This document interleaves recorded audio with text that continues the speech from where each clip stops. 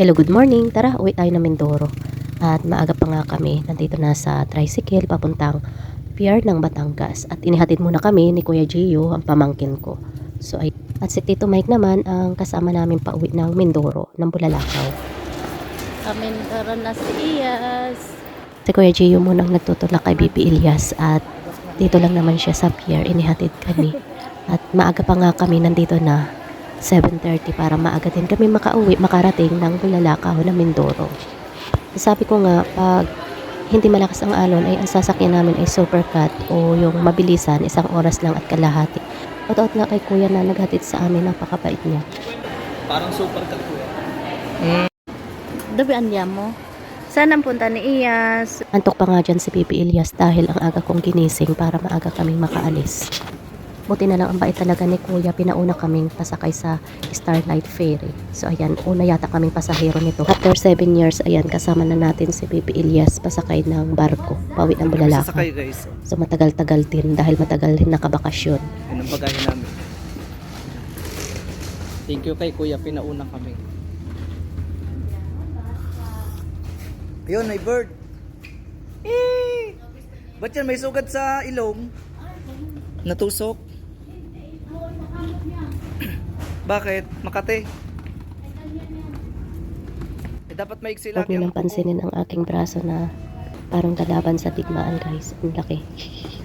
Diba? Brasohan dyan. memory back, 1 year old. Nasa pauwi na Mindoro. Tapos pagbalik binata na. Kita talaga yan, oh.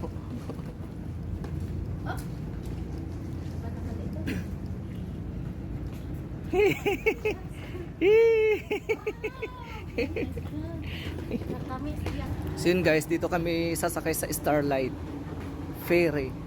Yan, special kami. Uwi kami Mindoro. See you sa mga mangyan.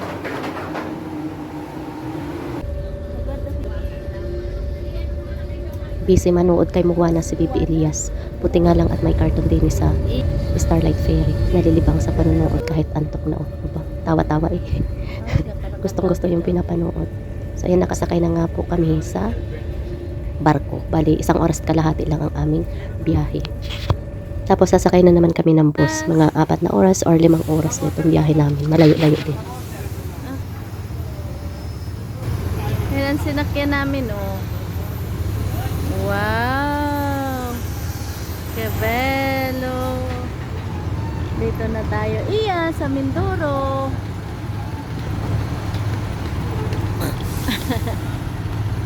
Iyas, guarda. Hindi mo? Bigyan na natin dito. Ano kaya yan? Hindi pa punuan. Kaya yan punuan. Tanong mo, occidental kaya yan?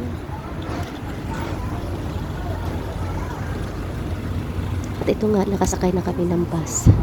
At hindi mismo ito din ang sakayan talaga. Nag-overtake na naman kami. Mahaba-habang oras nga ang biyahe namin, 5 oras. Kapag may nakita ka ng mga tubigan, palayan, yan, malapit na sa katotohanan. Mindoro na talaga, mabuhay! Mindoro! Malapit na kami sa Bulalakaw. Thank you, Lord. Buti na lang libang pa si Bibi Ilyas sa tanawin sa labas. Thank you for watching. God bless you all.